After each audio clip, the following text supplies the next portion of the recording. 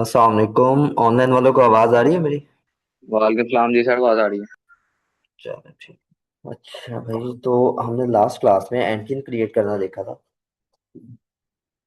अब जब एक बंदा एंटियन अपना क्रिएट कर लेता है, यहाँ से हमने स्टार्ट करना है कि एंटियन तो हमने क्रिएट कर दिया। ठीक है। एंटियन क्रिएट करने के बाद अगला स्टेप क्या होता है? अगला स्टेप होता है कि आपने अपनी कंप्लायंसी स्टार्ट करनी है। ठीक है। और कंप्लायंसीज के अंदर जो सबसे मेजर चीज है that is income tax return filing. कि आपने सबसे पहले अपनी रिटर्न फाइल करनी है। अब जो इनकम टैक्स की रिटर्न है ये एनुअली जाती है, सालाना। ठीक। एक स्पेसिफिक पीरियड के लिए होती है। ठीक है। वो पीरियड नॉर्मली क्या होता है, 12 महीने का होता है। लेकिन 12 महीने से कम की भी हो सकती है। ठीक। नॉर्मली जो हर पर्सन की रिटर्न जाएगी वो, इसका फोन है, 12 महीनों की होगी। लेकिन 12 से कम महीनों की भी हो सकती है। ठीक है। उसको बोलते हैं टैक्स ईयर। तो रिटर्न फाइलिंग के लिए ना जो मेजर स्टेप क्या है कि आपने सबसे पहले अपनी इनकम जो है टोटल उसको कैलकुलेट करना होता है। ठीक है। रिटर्न फाइलिंग का सबसे पहला स्टेप है कि आपने अपनी टोटल इनकम कैलकुलेट करनी है। अब जो टोटल आपकी इनकम है उसको कैलकुलेट करने के बाद आप क्या करते हैं, उस इनकम के ऊपर टैक्स कैलकुलेट करते हैं। ठीक है। सबसे पहले आपने क्या किया, हमने देखा कि भाई आपने पर्सन डिटरमाइन करना है कि हमारा पर्सन कौन से है। पर्सन डिसाइड करके आपने क्या किया, उसका एंटीन बना लिया। एंटीन बनने के बाद आपने क्या करना है, कंप्लायंस स्टार्ट करनी है। तो कंप्लायंस की सबसे पहली चीज है रिटर्न फाइल। रिटर्न आपने उसके अंदर सबसे पहला स्टेप क्या है कि आपने टोटल अपनी जो है इनकम उसको कैलकुलेट करना है। टोटल इनकम जब आपने कैलकुलेट कर ली, फिर उसके ऊपर आपने रेट मल्टीप्लाई करके टैक्स कैलकुलेट करना है। उस टैक्स को फिर आपने क्या करना होता है, पे करना होता है। ये तीन सिंपल से स्टेप। ठीक। रिटर्न फाइलिंग के। अब इसके अंदर जो सबसे मेजर चीज है दैट इज कि आपने इनकम कैसे कैलकुलेट करनी है। ठीक है। इसमें क्या होता है कि आपकी इनकम तीन तरह की हो सकती है। ठीक है। नॉर्मली क्या होता है, आपकी तीन तरह की इनकम होती है। ये तीन टाइप्स हैं उसकी कैलकुलेशन जो है, कैलकुलेशन के हिसाब से। ठीक है। सबसे पहली है नॉर्मल टैक्स रिजीम। उसके बाद आती है जी फाइनल टैक्स रिजीम। उसके बाद है जी separate block. Separate block of. पहले वाली है नॉर्मल टैक्स रिजीम, दूसरी फाइनल और तीसरी है सेपरेट ब्लॉक ऑफ। अब नॉर्मल टैक्स रिजीम जो है उसका मोस्टली आप लोगों को पता होता है कि जो आपके पांचों हेड ऑफ इनकम है। ठीक है। जो मेजर सोर्स हैं आपके, जिसके अंदर आपकी सैलरी, आपकी प्रॉपर्टी, बिजनेस, कैपिटल गेन और अदर सोर्सेस। ठीक है। इन पांच का जो है ना मोस्टली लोगों को पता होता है। ये पांच जो हैं ये फॉल करते हैं आपके नॉर्मल टैक्स रिजीम में। ठीक है। अब नॉर्मल टैक्स रिजीम में क्या होता है कि आपको अपनी इनकम के अगेंस्ट खर्चे अलाउ हो जाते हैं। ठीक है। जो नॉर्मल टैक्स रिजीम है, नॉर्मल टैक्स रिजीम में आपको आपकी इनकम के अगेंस्ट खर्चे अलाउ हो जाते हैं। लेकिन जो फाइनल टैक्स रिजीम है इसमें आपको खर्चा अलाउ नहीं होता।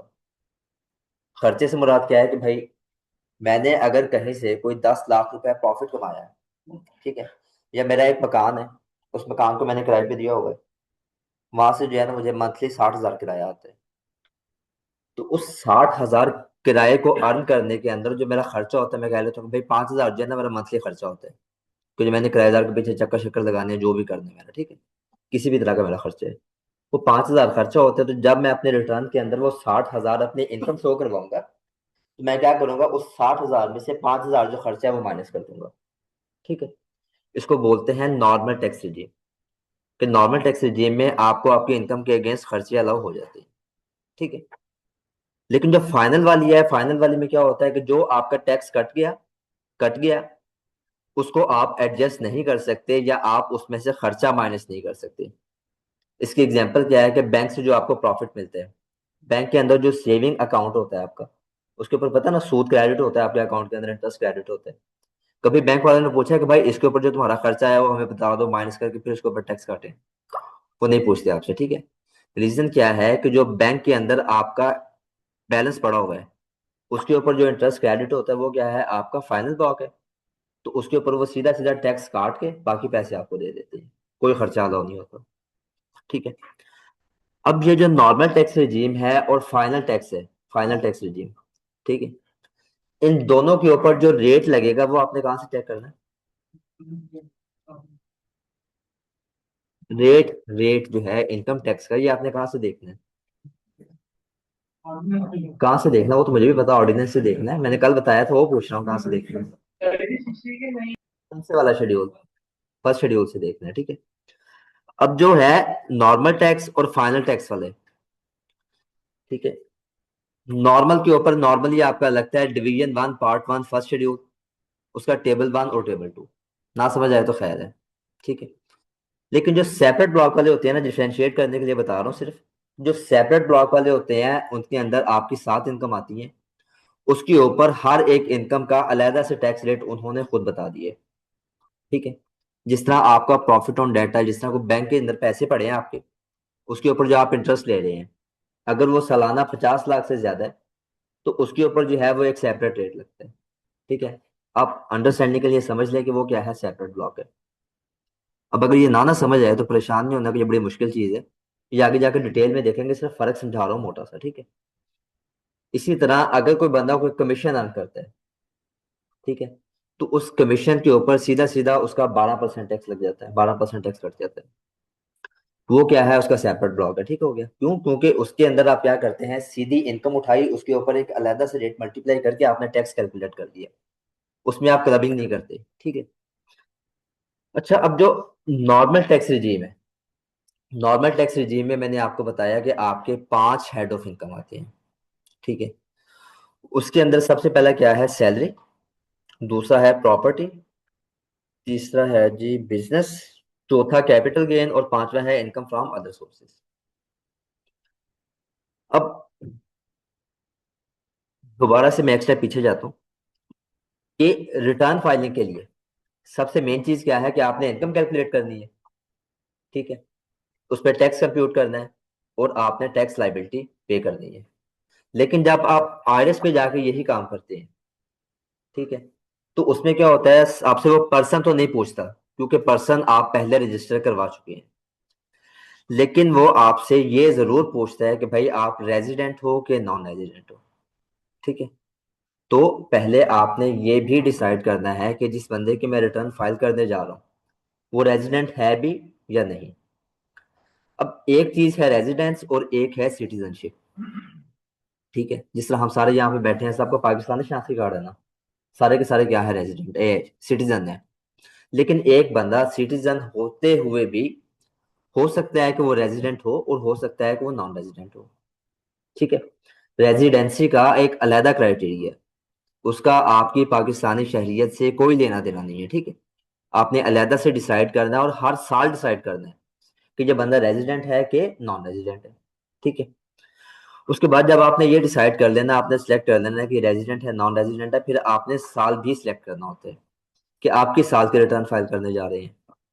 और मैंने आपको बताया कि जो नॉर्मल पीरियड है वो कितना होता है, 12 महीनों का, ठीक है। अच्छा, अब ये सारी की सारी चीजें सिलेक्ट करने के बाद फिर आपने क्या करना है, आपने इनकम की कंप्यूटेशन के ऊपर आ जाना है। अब ये है सारी की सारी नॉर्मल टैक्स रिजीम, 5 हेड आते हैं उसके अंदर आपको खर्चा अलाउ हो जाता है। ये जनरल कॉन्सेप्ट है, ठीक है, कि जो नॉर्मल टैक्स रिजीम है उसके अंदर आपको खर्चा अलाउ होता है। लेकिन अब इनको हेड बाय हेड देखें अगर हम, तो उसके अंदर क्या है कि भाई जो आपकी इनकम फ्रॉम सैलरी है, इनकम फ्रॉम सैलरी के अंदर आपका क्या क्या आता है, अगर आप कहीं पे जॉब कर रहे हैं और आपका रिलेशनशिप है एम्प्लॉयर और एम्प्लॉय वाला, ठीक है, आप किसी दुकान पे काम कर रहे हैं, आप जो है किसी पेट्रोल पंप पे हैं, या आप किसी मल्टीनेशनल कंपनी के अंदर काम कर रहे हैं, कहीं पे टीचर है, जो भी है आपका, अगर आपका रिलेशनशिप है एम्प्लॉयर और एम्प्लॉय वाला, तो जो भी आपकी अर्निंग है वो सारी की सारी किसके अंदर फॉल करती है, सैलरी में, ठीक है। अब सैलरी के अगेंस्ट आपको खर्चा अलाउ नहीं होता, ठीक है। अभी मैंने आपको बताया था कि जो नॉर्मल टैक्स रिजीम की इनकम होती है उनमें आपको खर्चे अलाउ होते हैं, लेकिन सैलरी के अंदर आपको खर्चा अलाउ नहीं होता, जो डायरेक्टली आप कंज्यूम करते हैं या यूज करते हैं सैलरी को अर्न करने के लिए। एग्जाम्पल कि अगर एक बंदा डेली जो है ना पेट्रोल खर्च करके ऑफिस जाता है, ठीक है, तो वो उसका ऑफिस जाने के लिए सैलरी अर्न करने के लिए खर्चा है ना, तो वो खर्चा आपने रिटर्न में अपनी सैलरी में से माइनस नहीं कर सकता कि मेरा पेट्रोल लगता है सैलरी अर्न करने के लिए, तो मैं इसको माइनस करूँ, ठीक है। लॉ ने स्पेसिफिकली मना कर दिया कि भाई सैलरी अर्न करने में आपका कोई खर्चा आपको अलाउ नहीं होगा। जितनी आपकी सैलरी है आपने सारी की सारी के ऊपर टैक्स देना है, ठीक है।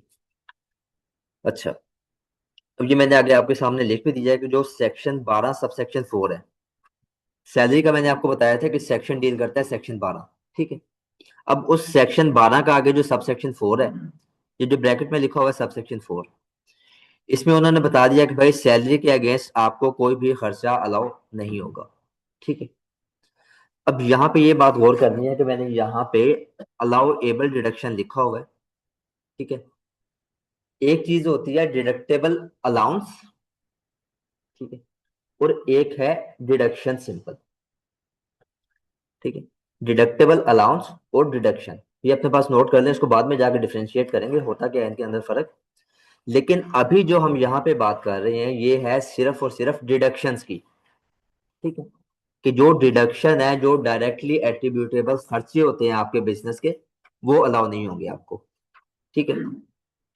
उसके बाद अगर आ जाते हैं प्रॉपर्टी पे, तो प्रॉपर्टी में क्या होता है कि अगर आपने किसी भी तरह की कोई भी प्रॉपर्टी रेंट पे दी हुई है, ठीक है, आपने कोई घर रेंट पे दिया हुआ है, आपने कोई प्लॉट रेंट पे दिया हुआ है, ठीक है, कोई भी चीज अगर आपने रेंट पे दी है तो उससे आपकी जो भी अर्निंग होती है वो सारी की सारी किसमें फॉल करती है, इनकम फ्रॉम प्रॉपर्टी में। अगर आपने जो है कोई एडवांस लिया हुआ है किराया शराया, यह एक कॉन्सेप्ट होता है पगड़ी का, पता है उसका, ठीक है। पगड़ी का कॉन्सेप्ट होता है अगर आपने उस मद के अंदर भी पैसे लिए हैं तो वो भी क्या है, आपकी इनकम फ्रॉम प्रॉपर्टी है, ठीक है। इनकम फ्रॉम प्रॉपर्टी के अंदर जब आप अपनी इनकम दिखाएंगे तो उसके अगेंस्ट जो आपके खर्चे हैं वो आप माइनस कर सकते हैं, ठीक है।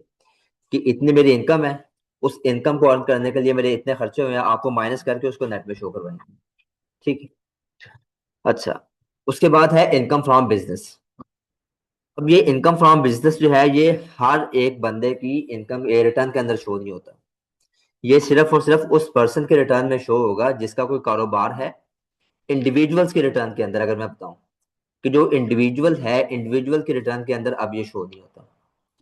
अगर आप पिछले सालों के ड्राफ्ट ओपन करके देखेंगे रिटर्न के, किसी ने देखा हो, तो आपका जो भी स्टेटस है उसके इरिस्पेक्टिव वो सारे के सारे हेड जो है आपके रिटर्न में शो करवाता था। लेकिन अभी क्या है, अभी फॉर्मेट चेंज किया है कि जो आपका स्टेटस है उसके अकॉर्डिंगली जो है, उसके अकॉर्डिंगली वो क्या करता है भाई, खुदा को खौफ कर, उसके अकॉर्डिंगली क्या होता है, वो आपके रिटर्न में आपको हेड शो करवाता है। अगर आपका सोर्स ऑफ अर्निंग सिर्फ और सिर्फ सैलरी है तो वो सिर्फ सैलरी शो करवाएगा। अगर सैलरी और प्रॉपर्टी है तो वो दो शो करवा देगा साथ में, ठीक है। मैं यहाँ से लॉग इन करके दिखाता हूँ आपको। इसमें से करवाया मैंने, इसमें से करवाया।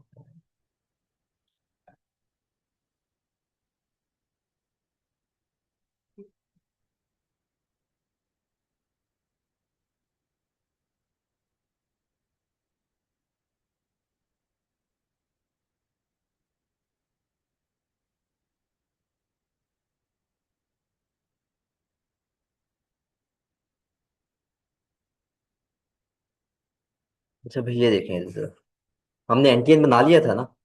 अभी जो मैं कैलकुलेशन आपको एक्सेल में करके दिखा रहा हूँ या जो साथ साथ बयान देता जा रहा हूँ, मैं साथ साथ आपको दिखाता भी हूँ कि आयरस में किस तरह से होता है वो।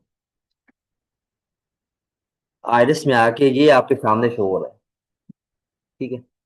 इसका मैं एक दफा ओवरव्यू दे दूं कि लॉग इन करने के बाद आपके पास ये स्क्रीन शो होती है, ठीक है। ये जो सबसे ऊपर वाला बार है इसको बोलते हैं मेगा मेन्यू, ठीक है। आपके जितने भी टास्क हैं या आपके जितने भी मैटर्स हैं, आपने कोई रिटर्न फाइल करनी है, आपने कोई रिफंड क्लेम करना है, आपने कोई एक्सटेंशन लेनी है, आपने जो भी काम स्टार्ट करना है वो सारे का सारा आपका कहाँ से स्टार्ट होता है, मेगा मेन्यू से ऊपर, ठीक है। मेगा मेन्यू, मेन्यू MENU, ठीक है। अच्छा, अब आपने रिटर्न फाइल करनी है ना, तो रिटर्न है आपकी declaration of income and assets, ठीक है। तो वो यहाँ पे शो होती है आपके पास डेक्लेरेशन में आके। डिक्लेरेशन में आप आके आप क्या करेंगे, आप यहाँ से कोई भी सिलेक्ट कर लेंगे, ये 24 की आ रही है, ठीक है। हम आ जाते हैं भाई इधर इसके अंदर, ये सबसे पहला मैं सिलेक्ट करता हूँ। अब देखें, मैंने पर्सन तो अपना डिसाइड कर लिया था ना रजिस्टर करते हुए। अब मैं अपनी रिटर्न फाइल करने जा रहा हूँ तो वो मेरे से साल पूछते हैं कि आप किस साल की रिटर्न फाइल करने जा रहे हो। मैंने 26 की फाइल करनी है तो मैंने क्या किया, यहाँ पे 2026 लिखा। उसने मुझे खुद बता दिया कि भाई आपका साल ये बनता है। अगर मेरी 25 की रिटर्न होगी, मैं क्या करूंगा, यहाँ पे 25 लिखूंगा। तो मुझे साल चेंज करके बता रहा है कि आपका टैक्स ईयर ये बनता है, ठीक है। 26 पे आके मैंने इसको कंटिन्यू किया। अब ये देखिए, जब आप कंटिन्यू करते हैं तो वो आपके पास इस तरह का इंटरफेस शो करवाता है। इसमें क्या है कि आपके पास उसने सारे के सारे सोर्स ऑफ इनकम बता दिए कि आपकी सैलरी है, ये रेंटल इनकम जो है, ये प्रॉपर्टी है, ये है income from other source, business और कैपिटल गेन। ये पांच किस में फॉल करते हैं, एनटीआर के अंदर, नॉर्मल टैक्स रिजीम। ठीक है, नॉर्मल टैक्स रिजीम को बोलते हैं शॉर्ट में एनटीआर। उसके बाद अगर आपके कोई फॉरेन एसेट्स भी हैं तो आप ये भी सिलेक्ट कर लेंगे, अगर कोई एग्रीकल्चरल इनकम है ये सिलेक्ट कर लेंगे। और मोस्टली लोग ये पूछते हैं कि यार मेरी कोई मिसेज है या कोई मेरी बहन है, ठीक है, उसका कोई सोर्स ऑफ इनकम नहीं है लेकिन हमने उसके नाम पे कुछ चीज देनी है, तो हम उसकी रिटर्न क्यों फाइल करें, या अगर हम उसकी रिटर्न फाइल करते हैं तो हम उसकी इनकम क्या शो करवाएंगे। ठीक है, तो उसके दो तरीके होते हैं कि भाई एक तो आप उसकी इनकम शो इतनी करवाओ जिसके ऊपर टैक्स ही नहीं लगता। ठीक है, या तो आप वो कर लो, या फिर आप क्या करो, अब आपके पास ऑप्शन है कि आप नो इनकम आगे सेलेक्ट कर दो। ठीक है। अच्छा, अब मैंने आपको ये दिखाना है कि मैं जितने हेड सेलेक्ट करता हूँ वो उतना ही मेरे रिटर्न के अंदर मुझे शो करवाता है।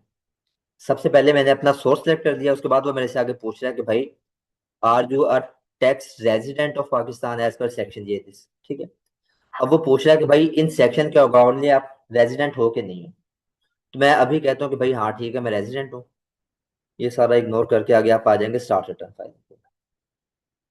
अब ये देखिए, मैंने सिर्फ और सिर्फ सैलरी सेलेक्ट किया था ना, तो उसने मुझे हेड कौन सा शो करवाया है, सिर्फ और सिर्फ एम्प्लॉयमेंट वाला।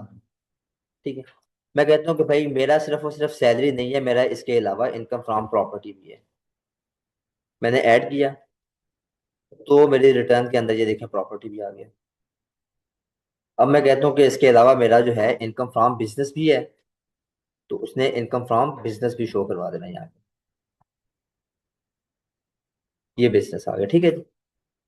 तो जिस जिस जो जो आपका सोर्स ऑफ इनकम है आप वो स्टार्ट में बताएंगे उसको, उस हिसाब से वो आपके रिटर्न के अंदर आपको हेड शो करवाएगा। ठीक है। अच्छा, अब इनकम फ्रॉम प्रॉपर्टी के अंदर मैंने बताया खर्चे अलावा होते हैं, उसका रेफरेंस क्या है जी, जो मर्जी सेलेक्ट कर लें, जो मर्जी सेलेक्ट कर लें। अच्छा, इनकम फ्रॉम प्रॉपर्टी के अंदर आपको खर्चे अलाउ होते हैं, उसकी डिटेल आपको कहाँ से मिलेगी, सेक्शन 15A से। ठीक है, बिजनेस जो है, बिजनेस शो होता है सोल प्रोप्राइटर की रिटर्न के अंदर, या कोई एओपी है या कोई कंपनी है उसके रिटर्न में शो होता है। जो इंडिविजुअल्स हैं, जैसे हमने अभी देखा इंडिविजुअल ओपन किया हुआ है मैंने, उसकी रिटर्न के अंदर वो आपको बाय डिफॉल्ट बिजनेस शो नहीं करवाता।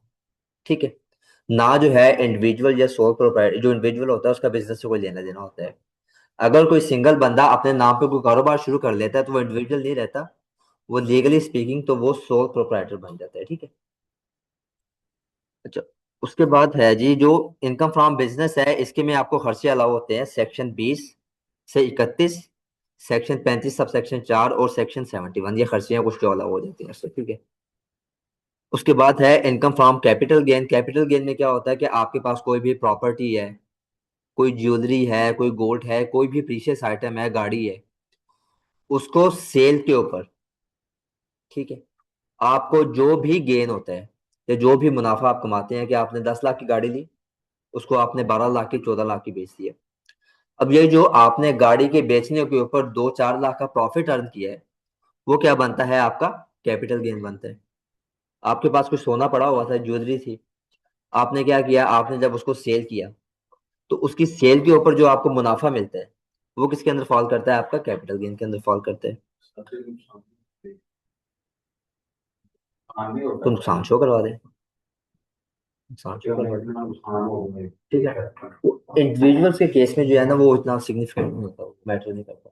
वो प्रॉपर डिफाइन होता है बिजनेस के केस में, कि अगर लॉस आ रहा है तो फिर आप उसको एडजस्ट करते हैं। अच्छा, अब मैंने बताया कि भाई ये तो है चार आपके main source of income. Sorry, समझ नहीं आ रही क्या बोल रहे हैं, थोड़ा ऊंचा बोले मेरी तरफ देख के। नहीं, वो नहीं आया, वो खत्म हो गया। खुद डालनी पड़ेगी आपको, खुद डालनी पड़ेगी। अच्छा, चार मेजर सोर्स हैं: सैलरी, प्रॉपर्टी, बिजनेस और कैपिटल गेन। अगर तो आप अपनी इनकम को या अपनी अर्निंग को इन चारों हेड में एडजस्ट कर सकते हैं तो ठीक है। अगर इन चारों हेड के अंदर एडजस्ट नहीं हो रही तो फिर पांचवा क्या है, आपका रेजिडुअल हेड है, क्या आप उठा के उसके अंदर डाल देंगे। ठीक है, पहले कोशिश करनी है कि चारों हेड में कर लें, अगर नहीं होती तो पांचवा आपके पास क्या है, इनकम फ्रॉम अदर सोर्सेज, उसके अंदर डाल दें। अब इसकी अगर आप मेरे से एग्जांपल पूछें, ठीक है, तो इसकी एग्जांपल ये है कि भाई अगर तो आपने अपना कोई प्लॉट रेंट पे दिया हुआ है किसी बंदे को, ठीक है, सिंपल प्लॉट है, या आपने कोई एग्रीकल्चरल लैंड किसी बंदे को दिया है रेंट पे, ठीक है, तो ये सादा मिसाल समझा रहा हूँ, टेक्निकली गलत है, ठीक है। तो उससे जो आपकी इनकम आती है वो होती है इनकम फ्रॉम प्रॉपर्टी, ठीक है। लेकिन अगर आपने अपनी लैंड दी किसी कंपनी को रेंट पे, और उस कंपनी ने क्या किया, उसके ऊपर कोई प्लाजा खड़ा कर दिया, ठीक है, सिंपल, एक तो आपने लैंड दे दी, वो है होगी आपकी इनकम फ्रॉम प्रॉपर्टी। लेकिन आपने किसी कंपनी को दी और कंपनी ने क्या किया, उस लैंड के ऊपर कोई प्लाजा खड़ा कर दिया, कोई बिल्डिंग बना दी, तो उससे जो आपकी अर्निंग होती है वो होती है आपकी इनकम फ्रॉम अदर सोर्सेज, ठीक है। उसको बोलते हैं ग्राउंड रेंट। और जो ग्राउंड रेंट है वो आपका किस में आता है, इनकम फ्रॉम अदर सोर्सेज के अंदर, ठीक है। ये इसकी एग्जांपल है। लेकिन याद रखने के लिए ये समझ लें कि अगर आपकी इनकम चारों हेड के ऊपर नहीं एडजस्ट हो रही, तो जो पांचवा हेड रेजिडुअल है आपके पास, वो क्या है, इनकम फ्रॉम अदर सोर्सेज, इसके अंदर डाल देंगे। और बाकी जो ऊपर वाले चार हेड हैं उसमें उसने बता दिया कि जो सैलरी है उसमें कोई खर्चा अलाउ नहीं होगा। इनकम फ्रॉम प्रॉपर्टी के अंदर उसने खर्चों की लिस्ट बताई हुई है खुद, कि आपको सिर्फ और सिर्फ ये खर्चे अलाउ होंगे, इनको आप क्लेम कर सकते हैं। इनकम फ्रॉम बिजनेस के अंदर भी उसने आपको लिस्ट दी है। कैपिटल गेन के अंदर आपको सिर्फ और सिर्फ एक ही खर्चा अलाउ होता है, that is your cost of asset, कि आपने जब उस एसेट को खरीदने में जो भी खर्चा किया है आप सिर्फ और सिर्फ वो माइनस कर सकते हैं, ठीक है। जैसे आपने गाड़ी खरीदी खरीदी 10 लाख की, आपने 14 लाख की बेच दी। अब जो 10 लाख की कॉस्ट है आपको सिर्फ और सिर्फ वो ही अलाउ होगी, आप वो माइनस कर सकते हैं बस, ठीक है। अच्छा, लेकिन इनकम फ्रॉम अदर सोर्सेज के अंदर उसने आपको कोई स्पेसिफिक लिस्ट नहीं बताई कि आप ये खर्चे माइनस कर सकते हैं। उसने सिर्फ और सिर्फ ये बोला है कि भाई जो डायरेक्टली एट्रीब्यूटेबल खर्चा है, या जो आपको लगता है कि भाई ये इससे डायरेक्टली रिलेट करता है, आप वो माइनस कर दो, ठीक है। अच्छा, अब ये पांचों के पांचों हेड, इनको टोटल करने के बाद आपकी इनकम निकल आती है पांचों हेड का एग्रीगेट, ठीक है। जब इन पांचों हेड का एग्रीगेट आ गया तो आपने करना क्या है, इसके अंदर अपनी एग्जम्प्ट इनकम ऐड कर देनी है, ठीक है। पांचों हेड ऑफ इनकम, जिनको बोलते हैं नॉर्मल टैक्स रेजिम, उन पांचों हेड को टोटल करके फिर आपने इसके अंदर एग्जम्प्ट इनकम ऐड कर दी है। एग्जम्प्ट इनकम को ऐड करने के बाद आपकी बन जाती है ये टोटल इनकम, ठीक है। अब टोटल इनकम जब आप बन गई तो उसमें से आपने जो ऊपर एग्जम्प्ट इनकम ऐड की थी वो दोबारा लेस कर देनी है, ठीक है। दोबारा लेस करने के बाद आपकी इनकम आ जाएगी ऐसी जिसके ऊपर टैक्स लगना है। समझ आ गई ये बात, कि पहले क्या करना है, पांचों हेड को प्लस करके उसके अंदर आपने अपनी एग्जम्प्ट इनकम ऐड कर दी। एग्जम्प्ट इनकम से मुराद जिसके ऊपर कोई टैक्स नहीं लगना, ठीक है। आपने वो ऐड करके आपकी टोटल इनकम बन गई। उस टोटल इनकम में से फिर आपने जो एग्जम्प्ट इनकम ऊपर ऐड की है वो दोबारा माइनस कर देंगे, तो बाकी इनकम आपकी कौन सी बच जाएगी, टैक्सेबल इनकम, जिसके ऊपर आपका टैक्स लगना है, ठीक है। ये बात समझ आ गई, इसमें मसला तो नहीं है किसी को, नहीं समझे। पांचों हेड प्लस करके, ठीक है, पांचों हेड का टोटल आपका बन गया 100 रुपये। उसमें 10 रुपए आप अज्यूम कर लें आपकी पेंशन भी है, ठीक है। आपने क्या किया, टोटल प्लस कर लिया, ये 100 जो है पांचों हेड का एग्रीगेट प्लस 10 रुपए आपकी पेंशन, 110 हो गया। ये बन गई टोटल इनकम। उस टोटल में से आप फिर क्या करेंगे, 10 दोबारा माइनस कर देंगे तो वो दोबारा आप 100 पे आ जाएंगे, ठीक है। अब यहाँ पे एक ये कंफ्यूजन होती है, मोस्टली लोग पूछते हैं कि भाई जब बाद में माइनस ही करना है तो पहले प्लस क्यों किया। जब पहले आपने उसको प्लस किया है तो फिर बाद में उसको माइनस ना करो, या जब आपने माइनस करना है तो बाद में प्लस क्यों किया उसको पहले। तो भाई इसका सिंपल सा प्रिंसिपल ये है, अगर आप टैक्सेशन की बेसिक देखें, उसमें होता है एक कैनन ऑफ टैक्सेशन ना। कैनन का मतलब ये है कि भाई पर्पस क्या है टैक्सेशन का। तो टैक्सेशन का एक पर्पस ये भी है कि आपने इकोनॉमी को डॉक्यूमेंट करना। ठीक है, डॉक्यूमेंटेशन ऑफ इकोनॉमी।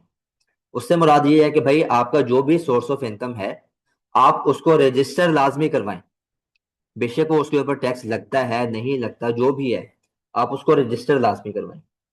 अगर आप उसको रजिस्टर नहीं करवाएंगे तो वो बाय डिफॉल्ट क्या हो जाएगी, आपकी ब्लैक इनकम। और ब्लैक इनकम जो है वो क्या है, इलीगल है। अगर मैं एग्जांपल दूं कि बड़ा भाई मेरा बायर है, ठीक है, वो मेरे अकाउंट में जो है वो हर साल 10 लाख 15 लाख रुपए भेजता है। और उससे जो है ना, मैंने यहाँ पे एक जगह भी ले ली है, मैंने गाड़ी शाड़ी भी ले ली, सारा कुछ ले लिया।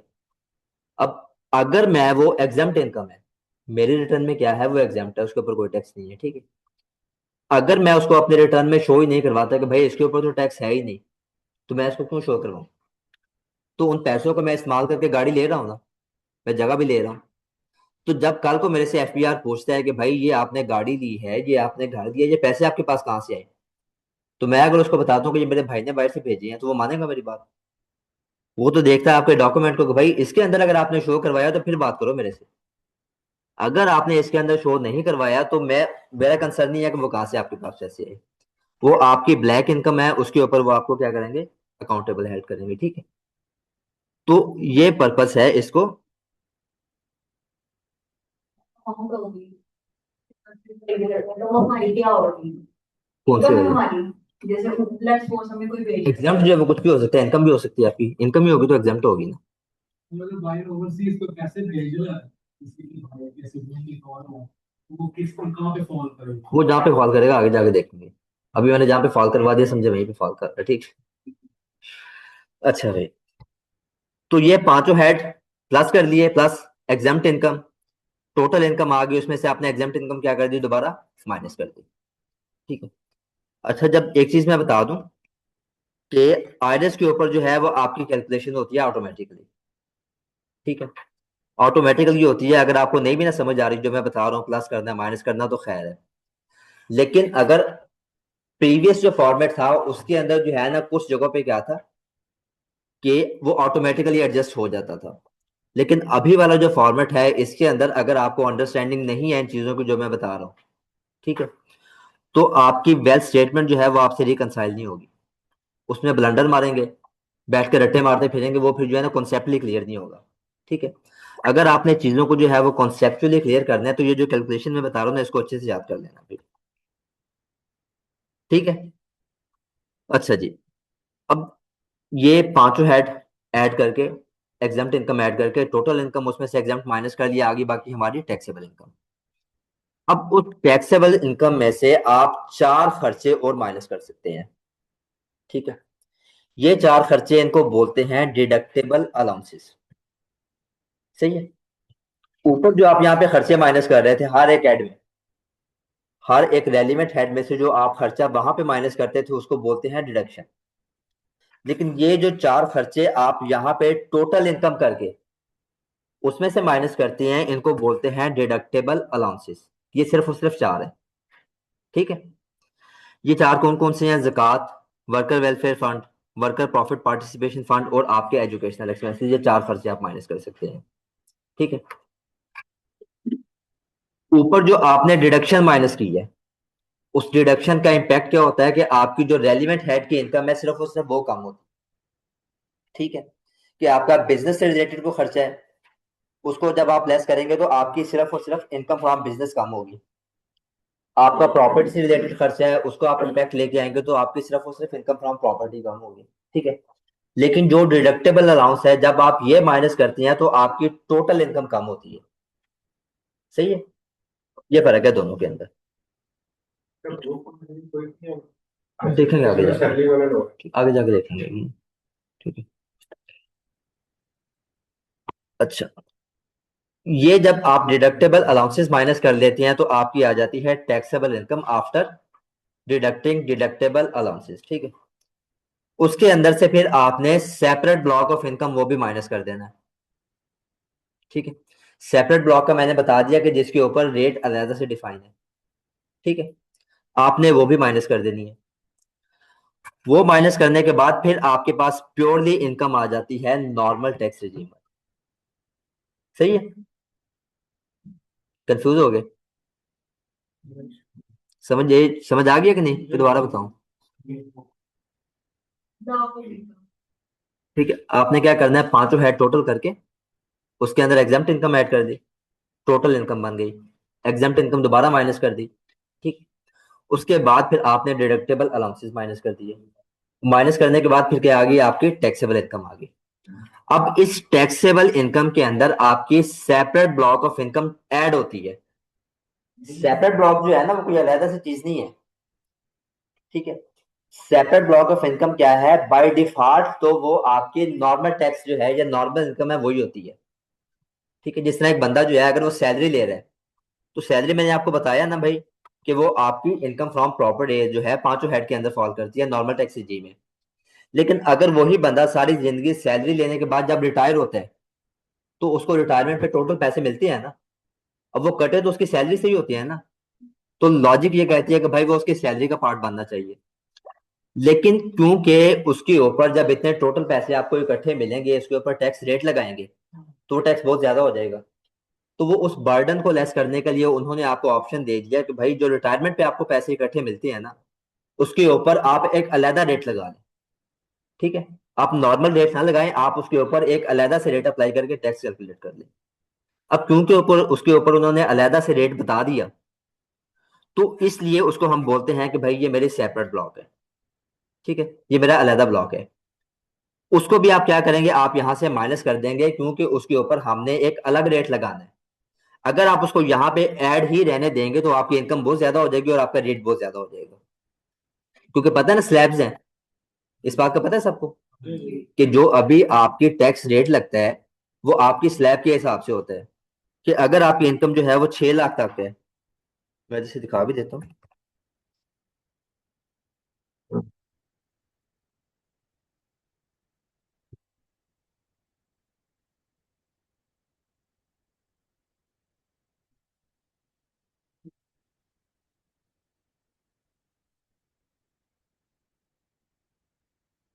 ये देखें, ये आपके सामने आगे जो रेट अप्लाई होते हैं।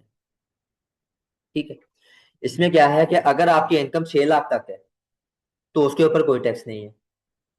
अगर आपकी इनकम जो है वो 6 लाख से 12 लाख तक है तो उसके ऊपर 15%। अगर आपकी इनकम जो है ना, जैसे देखें बढ़ती जा रही है, वैसे वैसे क्या है, आपका टैक्स भी बढ़ता जा रहा है। जैसे ही आपकी इनकम 56 लाख से क्रॉस हुई, तो उसके ऊपर टैक्स कितना है जी, 16 लाख 10 हजार फिक्स टैक्स प्लस 45%। तो अब रिटायरमेंट में जो आपको पैसे मिलते हैं वो होता है 80 लाख 90 लाख करोड़, ये करोड़। ठीक हो गया। अगर उतने पैसे आप नॉर्मल इनकम के अंदर ऐड करेंगे तो उसके ऊपर टैक्स देखें कितना बनेगा। सही है।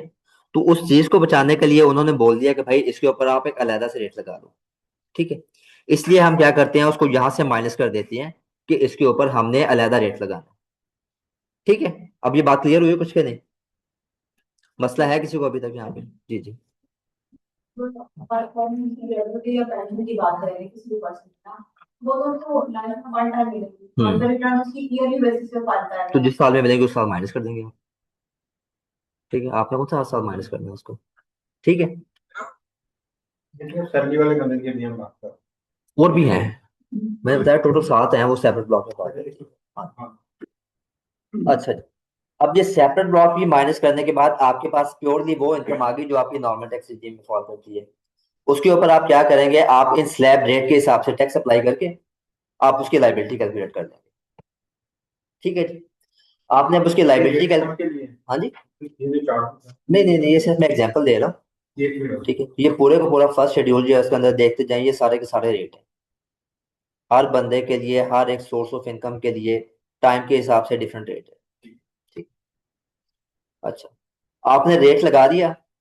रेट लगाने के बाद आपकी आ गई टैक्स लाइबिलिटी। फिर आप क्या करेंगे, जो आपने ऊपर सेपरेट ब्लॉक माइनस किया हुआ था उसके ऊपर अलहदा रेट लगा के उसका टैक्स निकालेंगे, और उस टैक्स को आप प्लस कर देंगे जो आपका नॉर्मल टैक्स वाला इनकम है, नॉर्मल इनकम वाला टैक्स जो था। ठीक है, उसके साथ ऐड कर देंगे। फिर उसके बाद आपने क्या करना है, आपने जो आपकी फिक्स टैक्स या फाइनल टैक्स रिजीम जो होती है। ठीक है, अब यहाँ से मैं थोड़ा स्पीडली जा रहा हूँ क्योंकि ये जो है ना आगे जाकर बहुत डिटेल में देखेंगे आप। जहां तक मैंने बताया था डिटेल में वो बता दिया। आप क्या करेंगे, जो आपके फाइनल टैक्स वाला है जो कटा हुआ है आप वो ऐड कर देंगे, उसमें से विद होल्डिंग माइनस करके तो आप क्या करेंगे, अपना नेट टैक्स पे निकाल देंगे। ठीक है, ये सारी की सारी कैलकुलेशन जो है ये आरएस में ऑटोमेटिकली होती है। ठीक है, सिर्फ और सिर्फ आपको इसकी लॉजिकल एक्सप्लेनेशन या लॉजिकल जरूरत वहां पे पड़ेगी जब हम डिस्कस करेंगे बैंक स्टेटमेंट को। तो वहां पे जो है ना, ये फिर मैं कॉन्सेप्ट रिवाइज करवाऊंगा, तब आपको समझ आएगी कि मैंने आधा घंटा क्यों लगाया है। ठीक है। अच्छा, अब ये तो हमने देख लिया भाई कि अच्छी खासी कैलकुलेशन है, जलील करने वाली ना, कि आम बंदे को समझ नहीं आती। अब इतना जो है वो आपने कैलकुलेशन कर दिया, दिमाग खपाना है, फाइलर होना है, तो इसका फायदा क्या है? ठीक है, तो आम बंदा जो है जो आपके पास आएगा, आप जब उसको घेरेंगे कि भाई फाइलर हो जाओ, रिटर्न फाइल करो, ये करो, तो वो आपसे पूछता है कि भाई फायदा क्या है मुझे, मैं क्यों फाइलर हूँ? तो उसको क्या बताएंगे आप, क्या क्या फायदे हैं, ये तो पता ही होंगे आप सबको मोस्टली। टैक्स रेट कम हो जाता है, और प्रॉपर्टी टैक्स बच जाएगा, और बैंक से जो कैश विड्रॉ करवाते थे उसके ऊपर टैक्स कम होता है, और अगर गाड़ी का टोकन लगवाते थे उसके ऊपर भी। ये तो टैक्स कम हो गया ना, आप टैक्स कम ही किए जा रहे हैं, कुछ और भी तो बताइए ना, इसको और क्या फायदा है? भाई ऑनलाइन वाली मेरी बात सुन रहे हैं कि नहीं?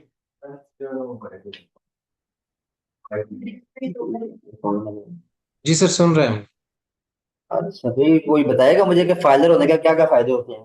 क्या है कि टैक्स पे इसमें टैक्स रेट कम हो उसका जाता फायदा थोड़ी होता है ना, रेट कम हो जाता है। गवर्नमेंट जितनी स्कीम्स आती है उसके लिए फायदा होगा। और ठीक है, एक ये चीज है। अगर तो गाड़ी रजिस्ट्रेशन भी मेरी है। ठीक है, अब क्या है कि भाई आपको अगर अरे कफन इसमें भी परचेज करना है तो उसके लिए भी फाइलर होना पड़ेगा। ठीक है, आपने कोई छोटी से छोटी चीज लेके बड़ी से बड़ी चीज परचेज करनी है तो उसके ऊपर फाइलर का रेट डिफरेंट है, नॉन फाइलर का रेट। ठीक है, अरे इसमें जो है वो एक और बेनिफिट ये होता है कि हमारी इनकम जो है वो वाइट हो जाती है। इनकम वाइट हो जाती है। ठीक है, ये तो सबसे मेजर बेनिफिट है ना। अच्छा खैर, ये जो है ना, मैंने कुछ चार पांच बेनिफिट आपके सामने लिख दिए हैं कि भाई जो मेजर ट्रांजेक्शन है उसके ऊपर आपका रेट कम हो जाता है, आपको पेनल्टी नहीं लगती, ऑडिट रिस्क कम हो जाता है।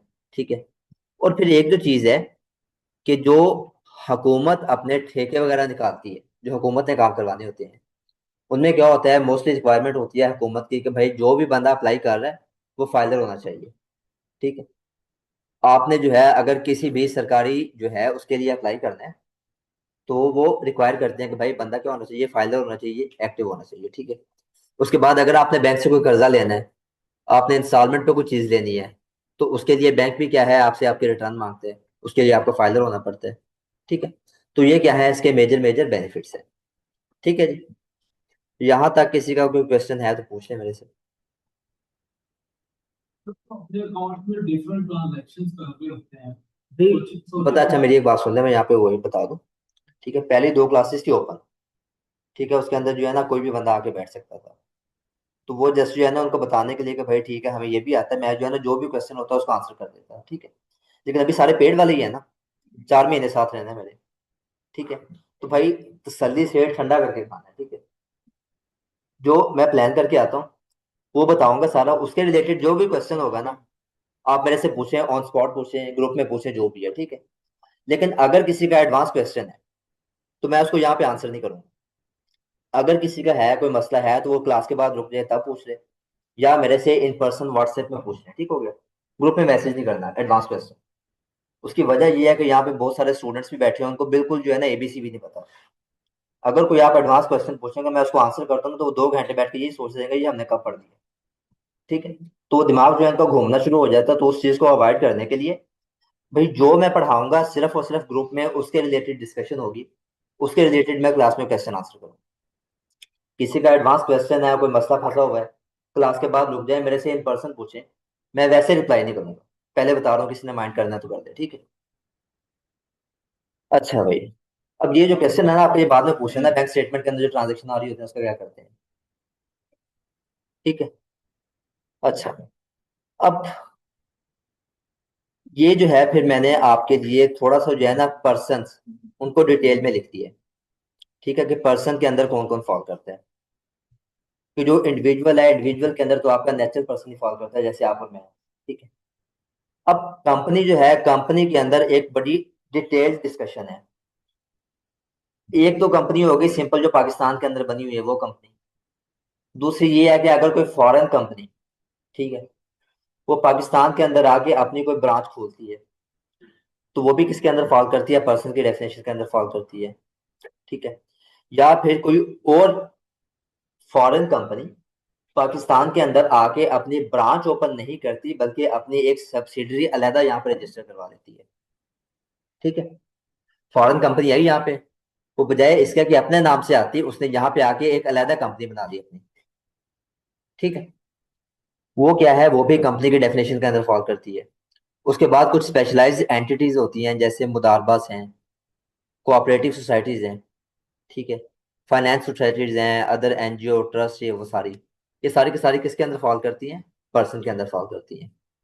अब ये वाली जो है ना, मैंने आपकी इंफॉर्मेशन के लिए लिख दी, लेकिन बहुत कम लोग होंगे जिनका इनसे वास्ता पड़ेगा। अगर किसी का वास्ता पड़ा तो मेरे से तब पूछ लेना, ठीक है। अभी मैं जो है ना उनको सिर्फ इंफॉर्मेशन के लिए बता दिया कि पता हो ये भी पर्सन में फॉल करते हैं, लेकिन इसको डिटेल में हम डिस्कस नहीं कर रहे। उसके बाद एक चीज है कि आपकी जो प्रोविंशियल गवर्नमेंट है और जो लोकल गवर्नमेंट है, ठीक है, आपकी प्रोविंशियल गवर्नमेंट और आपकी लोकल गवर्नमेंट जो है वो कंपनी की डेफिनेशन के अंदर फॉल करती है, टैक्सेशन के पॉइंट ऑफ व्यू से, सही है। सिर्फ और सिर्फ लोकल गवर्नमेंट मुराद जो बल्दियाती निज़ाम होता है आपका वो, और जो प्रोविंशियल है, यहाँ पे जो आपकी वफाकी हुकूमत है वो कंपनी के डेफिनेशन के अंदर फॉल नहीं करती, सही है। तो इसलिए जब आप किसी हुकूमत के अदारे के साथ लेन देन करते हैं, तो उसमें भी जो है वो टैक्स की इम्प्लीकेशन आती हैं, उनका भी जो है एंटीएन बना होता है, आपने उस चीज को ख्याल में रखना है, ठीक है, कि वो भी क्या है, वो कंपनी के डेफिनेशन के अंदर फॉल करते हैं, पर्सन है उनके ऊपर भी टैक्स लगता है। उसके बाद भाई कुछ और कंपनीज हैं जो एफपीआर आपको टाइम टू टाइम बता देगा, ठीक है। उसके बाद एसोसिएशन ऑफ पर्सन के अंदर अगर आप आ जाए, जिसको हम बोलते हैं ईओपी फर्म या पार्टनरशिप, उसके अंदर आपकी सबसे पहले है पार्टनरशिप। उसके बाद जो है हिंदू अनडिवाइडेड फैमिली, ठीक हो गया। इसका पता है किसी को हिंदू अनडिवाइडेड फैमिली क्या होता है? भाई एनीवन, जी सर। क्या होती है? सर जो माइग्रेटेड जो इधर के लोकल्स हैं उनको भी सब्सिडी है टैक्स ठीक है, नहीं ये एग्जैम्पशन। जी, ये कोई और बोल रहा था यहाँ। सर जिसकी आधी फैमिली एक कंट्री में और सॉरी, आधी फैमिली एक कंट्री में पाकिस्तान और आधी दूसरी कंट्री। नहीं नहीं, अनडिवाइडेड ये मतलब तो नहीं है इसका। एक तो ज्वाइंट फैमिली होता है। जो ज्वाइंट फैमिली सिस्टम होता है, जिस तरह हिंदू है ना, हिंदुओं के अंदर क्या होता है नॉर्मली जो है ना, जिस तरह बिरला फैमिली या टाटा फैमिली या अंबानी फैमिली है, ठीक है, वो पूरी की पूरी एक फैमिली है कि एक हेड के नीचे जो है ना वो इतने इतने सारे के सारे कारोबार फैले हुए हैं, उनके पास कोई बाकायदा प्रॉपर स्ट्रक्चर नहीं होता। तो उनको लॉ ने जो है वो निकाल के डाल दिया है एसोसिएशन ऑफ पर्सन या ईओपी की कैटेगरी के अंदर, ठीक है। नहीं नहीं, ग्रुप ऑफ कंपनीज डिफरेंट है, ठीक है। ये कॉन्सेप्ट रिडंडेंट हो गया। सिंध वाली साइड पे जो है ना, उमरकोट वाली साइड, वहां पे जो है ना कुछ लोग हैं जो इस स्टेटस में ऑपरेट कर रहे हैं, लेकिन जो हमारा ये वाला एरिया यहाँ पे जो है ना वो इतना मतलब एक्टिवली नहीं है, ठीक है। तो मैंने जस्ट बता दिया कि अगर किसी का वास्ता पड़े तो उसको पता हो बस। उसके बाद जो है जी एक आर्टिफिशियल ज्यूरिडिकल पर्सन, इससे क्या मुराद है? कोई बताएगा? आर्टिफिशियल ज्यूरिडिकल पर्सन नाम से क्या समझ आ रही है? आर्टिफिशियल लीगल पर्सन, ठीक है, थोड़ा सोच लीजिए। नहीं, एक हफ्ते का टाइम दिया भाई, सोच लो इस पे, ठीक। अगली क्लास में जो है ना आया आपने बताना मुझे कि क्या होता है आर्टिफिशियल ज्यूरिडिकल पर्सन। पहुंच सीख गए हैं आप, इसको थोड़ा सा और इजी करना है। उसके बाद body of person forms under foreign law, के अगर कोई पार्टनरशिप रजिस्टर हुई है किसी बाहर वाले कानून के तहत, ठीक है, जो पाकिस्तान का कानून नहीं है, तो वो भी क्या है पाकिस्तान के अंदर एसोसिएशन ऑफ पर्सन या ईओपी की डेफिनेशन के अंदर फॉलो करती है, लेकिन इसके अंदर कंपनी शामिल नहीं होती। जैसे भी जो है ना उन्होंने जिक्र किया है कि जो ग्रुप ऑफ कंपनीज है, ईओपी में भी क्या होता है कि दो या दो से ज्यादा लोग होते हैं मिलकर कारोबार कर रहे होते हैं, कंपनी के अंदर भी यही होता है कि ज्यादा बंदे मिलकर पैसे डाल के कारोबार कर रहे होते हैं। लेकिन एक तो जो है उनके रजिस्ट्रेशन का प्रोसेस डिफरेंट है, दूसरा लॉ ने खुद भी बता दिया कि भाई इनके अंदर कंपनी शामिल नहीं है, कंपनी अलग है, ठीक है। उसके बाद मैंने आपको बताया था कि भाई कंपनी की डेफिनेशन में फॉल करती है आपकी प्रोविंशियल और लोकल गवर्नमेंट। जो आपकी फेडरल गवर्नमेंट है वो कंपनी की डेफिनेशन के अंदर फॉल नहीं होती, ठीक है। लेकिन फिर भी जो आपकी हुकूमत है, फेडरल गवर्नमेंट है, उसके पास एंटीएन है, ठीक है। तो वो क्यों है? क्योंकि लॉ ने अलहदा से जो है फेडरल गवर्नमेंट उसको पर्सन की कैटेगरी में लिखा होगा, ठीक है। ये कंपनी नहीं है फेडरल गवर्नमेंट, प्रोविंशियल गवर्नमेंट और लोकल गवर्नमेंट कंपनी है, लेकिन जो फेडरल गवर्नमेंट है वो कंपनी नहीं है, लेकिन पर्सन है। सही है। उसके बाद फॉरेन गवर्नमेंट, कि अगर कोई बाहर की हुकूमत जो है पाकिस्तान में आके कारोबार करती है तो उसके ऊपर भी टैक्स लगेगा। वो किस कैटेगरी में लगेगा? पर्सन में, गवर्नमेंट एंड इंटरनेशनल ऑर्गेनाइजेशन के अंदर आके। उसके बाद ये political sub division of foreign government, इससे क्या मुराद है? Political sub division of foreign government, जो कोई बाहर की हुकूमत है उसकी कोई पॉलिटिकल सब डिवीजन, इसका मतलब पता है भाई किसी को? ऑनलाइन वाले भाई जाग रहे हैं कि सो गए हैं? नहीं सर, देख रहे हैं, जरा सोच रहे हैं इसके बारे में कि पता नहीं इसके बारे में कि क्या। क्या सोच रहे हैं, थोड़ा मुझे भी बता रहे हैं। पाकिस्तान के कितने सूबे हैं? कौन कौन से? हाँ, ये पाकिस्तान की क्या है? पॉलिटिकल सब डिवीजन है। सादा लफ्जों में सूबा, ठीक है, कि अगर कोई बाहर की हुकूमत का सूबा, जिस तरह फ्लोरिडा जो है वो क्या है? यूएसए की स्टेट है, या टैक्सिस है। अगर टैक्सिस हुकूमत पाकिस्तान के अंदर आके कोई कारोबार करती है तो वो पर्सन की कैटेगरी में फॉल करेगा, कहाँ पे होते हुए? Political sub division of foreign government. ठीक है। अब पाकिस्तान वाले सूबे यहाँ पे क्यों नहीं आ रहे भला? उनको भी तो आना चाहिए कि नहीं? वो अलहदा आ रहे हैं यहाँ पे, शुक्र है कोई तो जाग रहा है कि वो यहाँ पे उन्होंने अलहदा से मेंशन कर दिया कंपनी के अंदर। ठीक है। अच्छा, उसके बाद पब्लिक इंटरनेशनल ऑर्गेनाइजेशंस, इसमें कौन फॉल करता है? एनजीओ और पब्लिक इंटरनेशनल एनजीओ जो है ना, उसने अलहदा से यहाँ पे लिखा होगा एनपीओ और एनजीओ सेम होता है। ठीक है। एनपीओ और एनजीओ सेम है। पब्लिक इंटरनेशनल ऑर्गेनाइजेशन में कौन फॉलो करता है? बड़ी कंपनी, कितनी बड़ी कंपनी? गॉड से पहले कितनी कंपनी? बहुत बड़ी। हाँ जी, मल्टीनेशनल कंपनी। अगर गूगल आ जाए तो वो इसमें फॉलो करेगा कि इधर कंपनी में लेके आएंगे उसको? वो तो कह रहे हैं कंपनी, गूगल से बड़ी कौन सी कंपनी? चलो उसके अब्बू का नाम ले लेते हैं, अल्फाबेट जो है, पता है अल्फाबेट का? कि जो गूगल है, गूगल सब्सिडरी है, उसकी पेरेंट कंपनी जो है वो अल्फाबेट है। ठीक है। अल्फाबेट अगर आ जाए तो वो फॉलो करेगी इसमें। पब्लिक इंटरनेशनल ऑर्गेनाइजेशन से मुराद है जो आपका यूनेस्को है, ठीक है, या यूनिसेफ है, ठीक है, या आईएमएफ है। ठीक हो गया। जो इस तरह के अदारे हैं वो किसमें फॉल करते हैं? पब्लिक इंटरनेशनल ऑर्गेनाइजेशन के। ठीक है जी। WHO भी इसमें है। WHO भी इसके अंदर फॉलो करते हैं। सही है जी। ये हो गए पर्सन। पर्सन डिफाइन करना क्यों जरूरी है? पता तो हो, लेकिन जरूरी क्यों है? टैक्स के पॉइंट ऑफ व्यू से मैं वो पूछ रहा हूँ, ये बता दिया मैंने पहले पिछली क्लास में।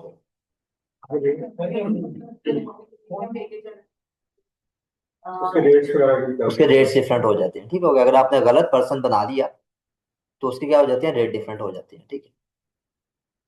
अच्छा जी, फिर ये जो है मैंने छोटी छोटी डेफिनेशन लिख दी हैं। हैं? भाई भेज तो दिया, और कितना भेजो? कल वाला देखा नहीं है? नहीं, आज वाला नहीं भेजूंगा। जो कल वाला भेज दिया तो भाई ये भी भेजूंगा ना, सारी सी बात है। हाँ जी, वीडियो एलएमएस पे आती है। ठीक है भाई, जहां तक किसी का कोई क्वेश्चन है तो पूछ लें।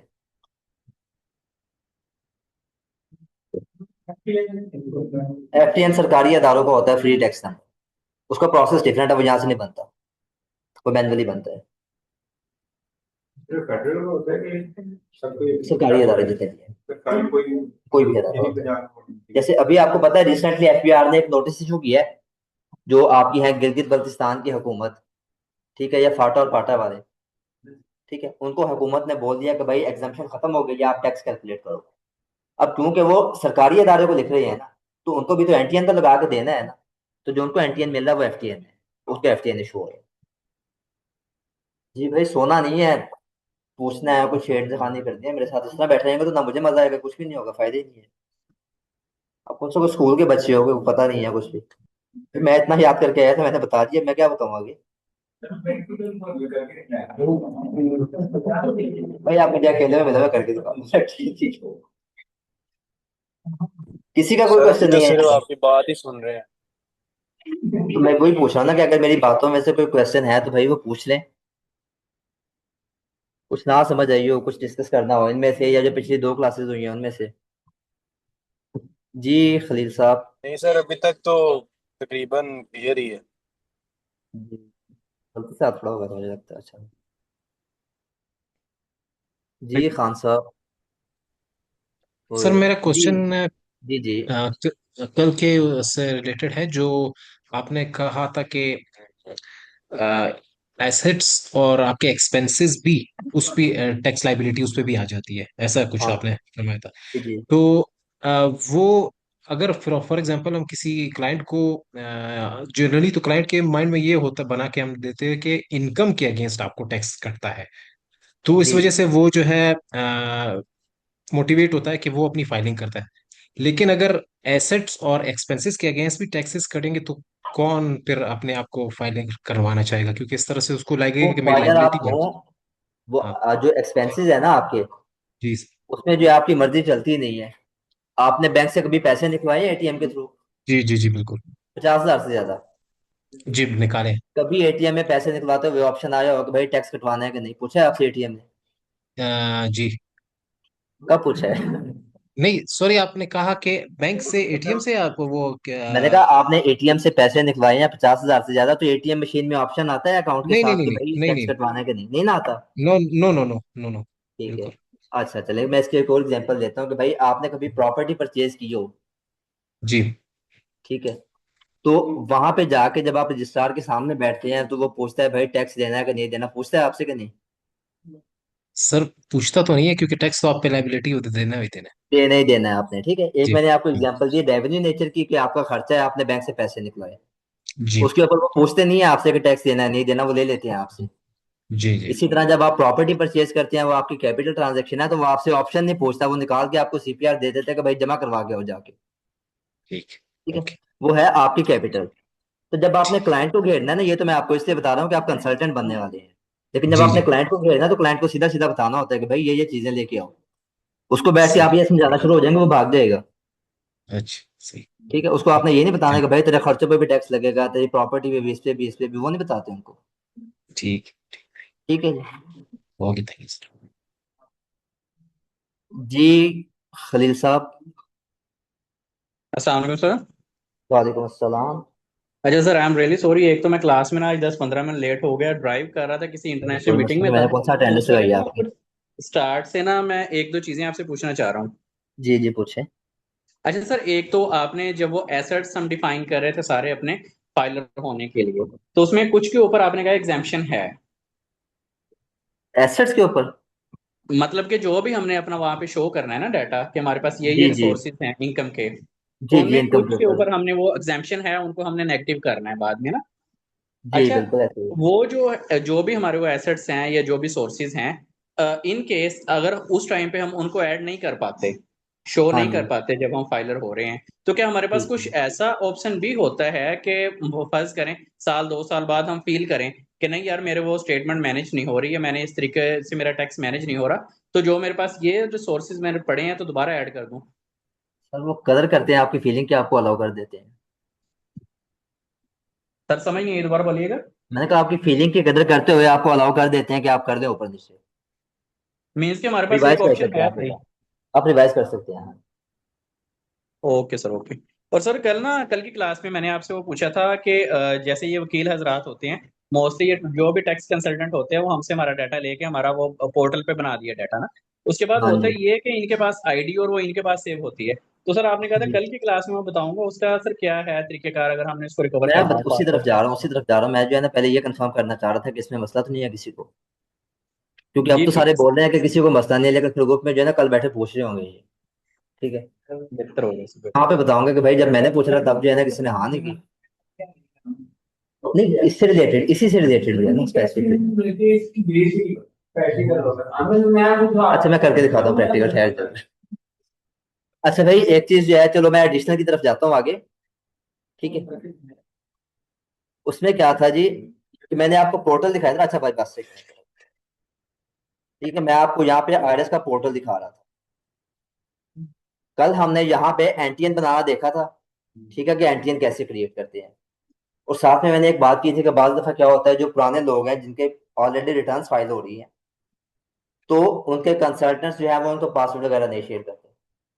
ठीक है, अगर आपको आपका कंसल्टेंट पासवर्ड वगैरह नहीं शेयर करता तो फिर आपके पास क्या ऑप्शन है? तो आप क्या कर लेंगे, आप यहाँ पे आके क्लिक करेंगे। ठीक है, अब इसमें भी दो ऑप्शंस होते हैं कि अगर तो आपके पास ईमेल और फोन नंबर आपको याद है कि कौन से वाला दिया हुआ है, ठीक है, तो आप क्या करेंगे, आप फॉरगेट पासवर्ड करेंगे। सही है। अगर आपको नहीं पता कि फोन नंबर और ईमेल कौन से वाला है तो कहाँ से चेक करेंगे? हाँ जी, ठीक है, नहीं वो तो है, मैं कहता हूँ कि भाई आपको पता ही नहीं है कौन से वाला है ना।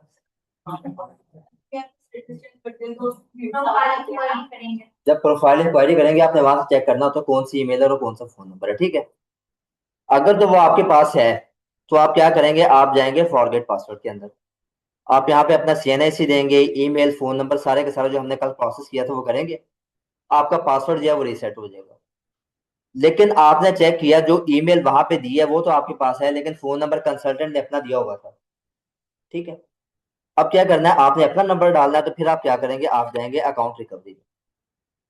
सही है, अगर तो आपके पास ईमेल और फोन नंबर दोनों हैं तो आप क्या कर लें, फॉरगेट पासवर्ड कर लें। लेकिन अगर आपके पास ईमेल और फोन नंबर नहीं है, आपने नए डालने हैं, तो फिर आप क्या करेंगे, आप जाएंगे अकाउंट रिकवरी में। यहाँ पे सारे का सारा प्रोसेस वही है जब आप क्या करते हैं, अपना NTN नया बनाते हैं। ठीक है, तो आपका पासवर्ड रीसेट हो जाएगा। ये करना है किसी ने कि ये ओके है?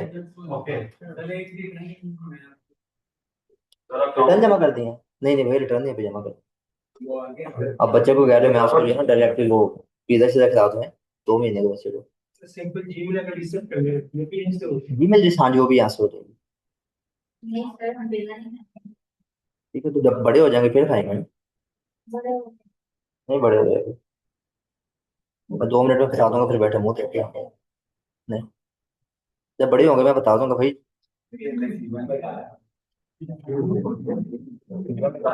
पहले पढ़े थे ना भाई। ठीक है, अब जब आए लेट है तो उसमें मेरी गलती तो नहीं है। आपने सिखा दिया था। ठीक है, मैं तो भाई पूरे 4 महीने लगा के जल्दी से बताऊंगा। ठीक है जी भाई, मसला है किसी को तो पूछना है इसमें, वरना एक जो है ना वो 25,000 वाला पॉइंट डिस्कस करना है बस, आखिर का वही एजेंडा है हमारा, तो उसके बाद क्लास क्लोज करेंगे।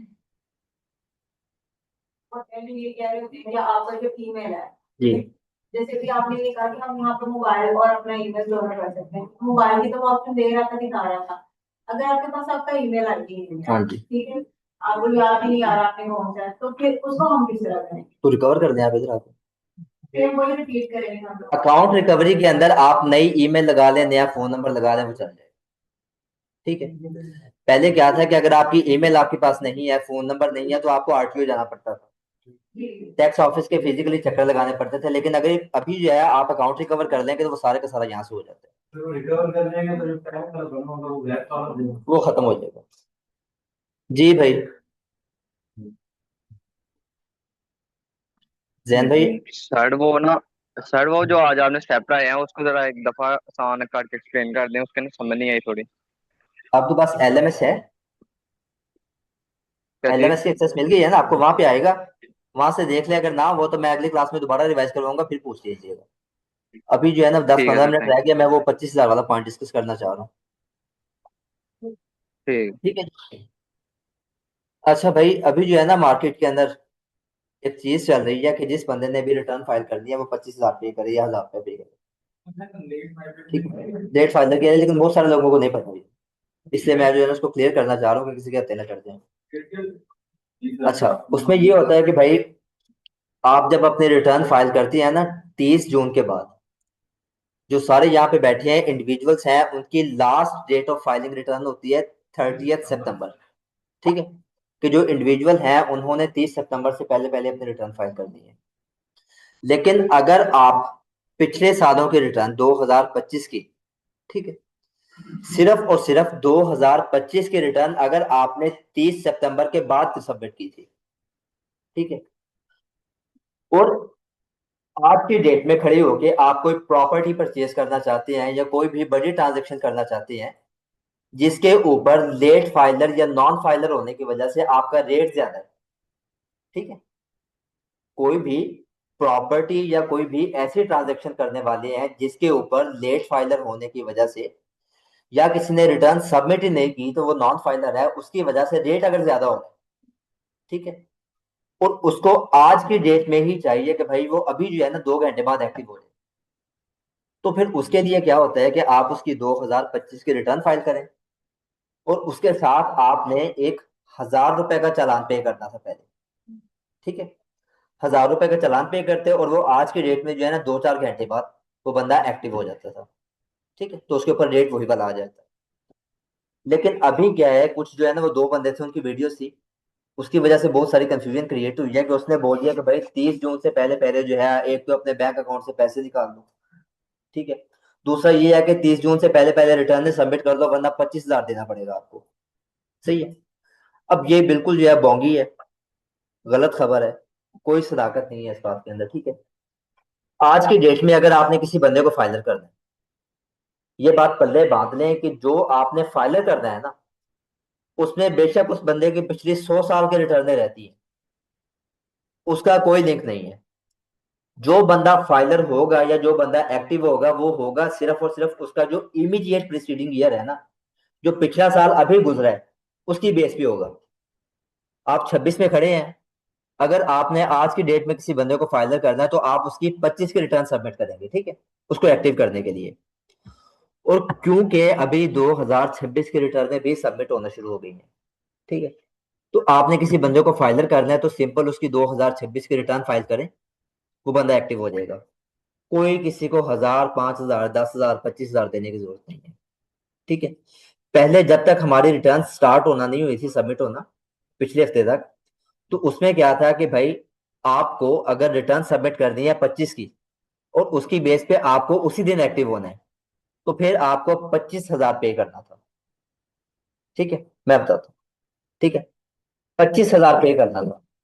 अब ये जो 25,000 वाली बात आई है, ये आई है इसी साल इसी बजट के अंदर, उससे पहले क्या था, 1,000 था, ठीक है।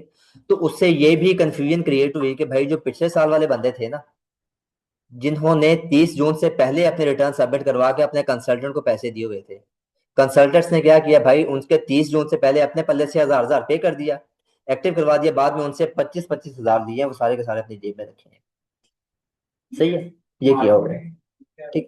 मार्केटिंग नहीं कमाई है भाई, मार्केटिंग डिफरेंट, ठीक है, तो ये काम भी किया है। तो भाई आज की डेट में ये बात पल्ले बांध लो कि आपने अगर किसी को एक्टिव करना है तो सिंपल उसकी 2026 की रिटर्न सबमिट करो, वो बंदा 2-3 घंटों के अंदर जो है ना वो एक्टिव हो जाएगा। किसी को कोई 10,000, 5,000, 25,000 देने की बिल्कुल भी जरूरत नहीं है, ठीक है। और ये काम है 30 सितंबर तक, सही है? बिल्कुल भी नहीं करना, 1 रुपया भी नहीं पे करना किसी को, सिंपल 2026 की रिटर्न सबमिट करने का वो बंदा एक्टिव हो जाएगा। जैसे लास्ट 1 मिनट भाई, मैंने उनको बोल दिया, आप पूछे पहले। सर मैं ये पूछना चाह रही हूँ, सर ये और बताएं आप, जैसे हम बात कर रहे हैं 2026, हाँ, अब 2026 हमारा स्टार्ट कब से हो रहा है? ये स्टार्ट हो रहा है 1 जुलाई 2026 से, 26 से, सर 25 से 26 तक नहीं होगा? नहीं 26 की बात कर रहे हैं कि 25 की बात कर रहे हैं? 25 से 26 हमने बात की 2026 की, तो 2026 का टेन्योर हमारा कब से कब तक है? ये आपका है 1 जुलाई 25 से 30 जून 26। सर ये जैसे अब हम इसका टैक्स जमा करवा के अपना फाइनल हो जाते हैं, फाइनल में हो जाते हैं। अब आफ्टर 30 सितंबर के बाद अगर कोई बंदा है जिसका 19, 20, 21, 22 इतनी रिटर्न जमा नहीं होनी, वो एक्टिव हो जाएगा। अगर हम चलान से आपका होगा या तो आपका होगा 25,000 को, 25,000 को, 25 को, जी।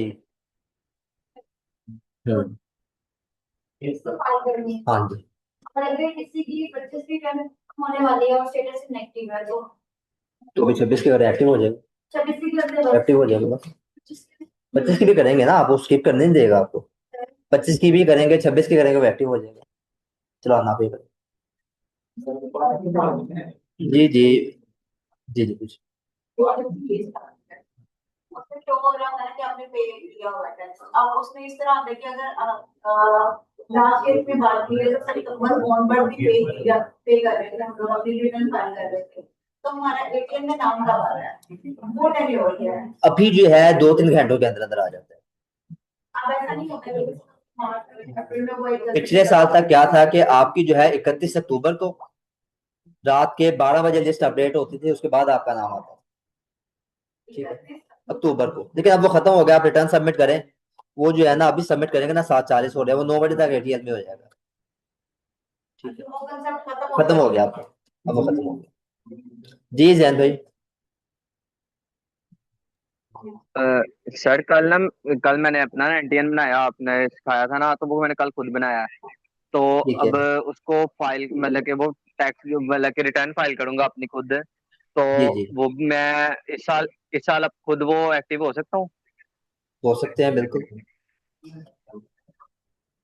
मैं तो कोई फॉर एग्जाम्पल मेरे पास तो कोई सैलरी भी नहीं आती, ना मेरा कुछ सोर्स ऑफ इनकम है, स्टूडेंट मैंने हूँ, भी तो आपको उसका बताया क्या था ना, सीन होता जिसका है? सोर्स ऑफ इनकम नहीं है वहां पे जाके नो सोर्स कर लें। ओके। ठीक है, आप नो सोर्स ठीक सेलेक्ट है, करेंगे वहां से। Thank you. जी भाई, और किसका क्वेश्चन जी। है, कुछ है तो पूछ लें। सर ये एचएमए की रिटर्न फाइल का डिटेल बात करेंगे। कौन बोल रहा है भाई? मैं जो है बिल्कुल स्टेप बाय स्टेप लेके चलूंगा, पहले बता रहा हूँ। पहली 8 क्लासेस के अंदर, आज तीसरी क्लास है ना, मजीद 5 क्लासेस के अंदर जो है ना बहुत स्लो स्पीड होगी, मैं सिर्फ और सिर्फ सैलरी पे रहूंगा। ठीक है, सैलरी, प्रॉपर्टी, कैपिटल गेन जो है ना तकरीबन कोई महीना लगेगा हमें इनको 5 को कवर करने में। ठीक है, उन 5 को कवर करने के बाद जो है ना हम उसको इतनी डिटेल में देखेंगे कि बाद में आगे जितना भी आ रहा होगा ना, मैं सिर्फ आपको थोड़ा सा हिंट दूंगा, आप खुद समझ जाएंगे कि इसको हमने किस तरह से मैनेज करना है। ठीक है, स्पीड नहीं पकड़ूंगा मैं, शुरू में आहिस्ता आहिस्ता चलूंगा, उसके बाद जो है ना फिर जो है स्पीड अप कर देंगे। और अगर किसी को ज्यादा जल्दी है, ठीक है, तो भाई रिकॉर्डेड लेक्चर भी होते हैं, उसमें स्विच कर सकते हैं। सर एक बंदा है जिसकी कोई इनकम वगैरह नहीं है, जी जी, फाइल होना चाहता है, उसकी जो रिटर्न है वो कैसे नील फाइल होगी? नील फाइल करेंगे, सिर्फ बैंक स्टेटमेंट होगी। उसमें क्या क्या सकते हैं हमने ऐड कर देखेंगे, बड़ी डिटेल में देखेंगे, अभी 2-4 क्लासेस ठहर जाए, मैंने कहा 2-4 क्लासेस ठहर जाए, देखेंगे सारा वो। किसने 2000 जी सर, एक क्वेश्चन था। अच्छा भाई, ये क्वेश्चन है कि अगर किसी ने 2015 तक रिटर्न जमा करवाई है, उसके बाद वो बाहर चला गया और उसने अपने कोई रिटर्न सबमिट नहीं करवाई, तो सिर्फ 2026 के रिटर्न करने के बाद वो फाइलर हो जाएगा? जी भाई, वो फाइलर तो हो जाएगा, लेकिन वो बीच में गैप आता है ना, तो एफबीआर आपसे बोल सकता है कि भाई पिछले सालों के रिटर्न फाइल करें। ठीक है, जब वो आपको 182 के तहत नॉन फाइलिंग की पेनल्टी लगा सकता है। ठीक है, लेकिन फाइलिंग की हद तक या सबमिट करने की हद तक मसला नहीं होगा। तो बेहतर प्रैक्टिस इसमें यही है कि आप उसके पिछले सालों की सारी रिटर्न फाइल करें। भाई अगर किसी का क्वेश्चन है तो पूछ ले, वरना क्लास एंड है। आवाज आ रही सर? जी जी, आ रही है, बोले। अच्छा सर, मैंने कहा अगर कोई बंदा किसी भी वजह से फॉर अ लॉन्ग टाइम अपनी फाइल रिटर्न नहीं करता, तो सर इसकी जी, क्या पेनल्टी होती है? मतलब ये हर साल जो इसको है एक खास टाइम है उस तक इसको करना लाजमी होता है, अगर उस टाइम के बाद करें तब क्या पेनल्टी है? अगर बहुत सारी रिटर्न इकट्ठी हो जाए जमा करने के लिए तब क्या पेनल्टी है सर? वो लॉ के अंदर लिखी हुई है जी, 182 के अंदर लिखी हुई है। ठीक है, आप सेक्शन 182 के अंदर जाके देखेंगे, वहां पे आपको मिल जाएगी पेनल्टी क्या है। ये ठीक। ठीक है, हाँ जी, 1 साल की करेंगे तो भी ठीक है, लेकिन उसमें होता यह है कि वो सिर्फ आपसे पेनल्टी नहीं लेते, जितना आपने लेट किया होता है उस हिसाब से आपसे सूद भी देते हैं, डिफॉल्ट सरचार्ज। जी भाई, ऑनलाइन वालों क्वेश्चन है सर किसी वो का और? जी जी सर। जी, सर जी वो ये अभी मतलब कि मैं नॉन मेरे पास सोर्स ऑफ इनकम ना कोई नहीं है, तो जी मेरा ये टैक्स रिटर्न फाइल करना जरूरी होगा अगर मैंने एनटीएन बना लिया तो? जी, ये जरूरी होगा। तो अगर ये मतलब कि अब मैंने कल बनाया है तो आज इसको बैठ के कर सकता हूँ मैं? कर सकते हैं अगर करने आती है जी, अगर नहीं करनी आती तो सर फिर क्या करना? तो फिर रुक जाए भाई 2 महीने, 30 सितंबर से पहले पहले मैं बता दूंगा, तो फिर कर लें। जी ठीक है सर, ये थैंक खालिद यू। साहब इजाजत मिल जाएगी इसकी। जी भाई, ऑनलाइन वाला क्वेश्चन है किसी का तो ठीक है, हैंड रेस कर दें, वरना फिर क्लास को खत्म करते हैं, मिलते हैं अगले हफ्ते। नहीं है क्वेश्चन जी किसी का, चले ठीक है जी, फिर अल्लाह हाफिज।